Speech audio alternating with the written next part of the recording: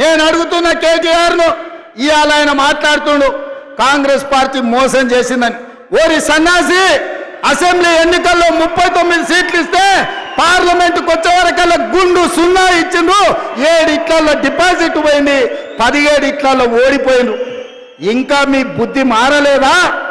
ఇంకా ఈ అబద్ధాలు మానరా? తండ్రి కొడుకులు బావ బామ్మార్దులని నేను అడగదలుచుకున్నా. నిజంగానే మీ మాటలు నమ్మితే తెలంగాణ సమాజం మిమ్మల్ని మనుషులుగా చూస్తే మీకు ఒక్క సీట్ అయినా ఇచ్చటోళ్ళు కదా. మీ పార్టీ పుట్టినప్పటి నుంచి ఇవాళటి వరకు ఎప్పుడు లేనంత హీనంగా దీనంగా దివాలా తీసి ఇవాళ బీఆర్ఎస్ పార్టీ బతుకు బస్టాండ్ అయింది.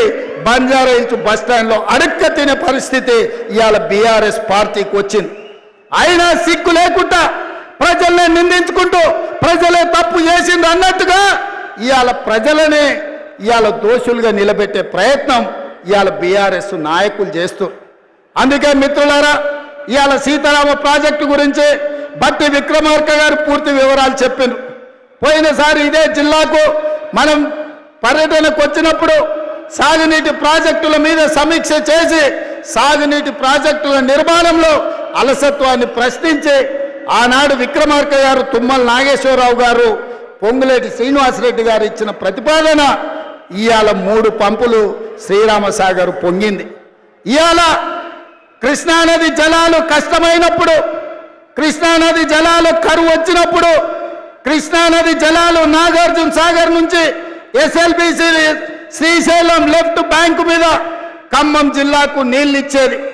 మొన్న కరువు వచ్చి నీళ్లు లేక నల్గొండ జిల్లాను కాదని మీ నాయకుడు పొంగులేటి శ్రీనివాసరెడ్డి పాలేరుకు నీళ్లు తీసుకొస్తే ఖమ్మం జిల్లా రైతాంగం నాతోని పంచాయతీకి వచ్చింది.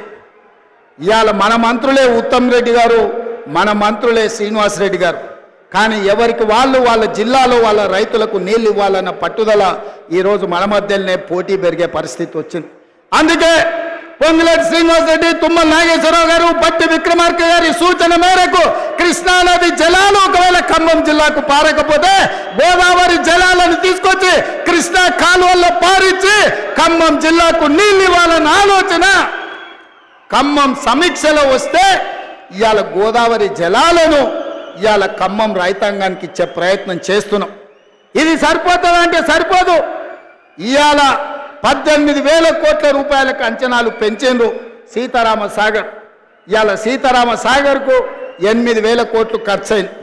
ఇంకా 8-10,000 కోట్ల రూపాయలు ఖర్చు పెడితే కానీ పూర్తి కాదు.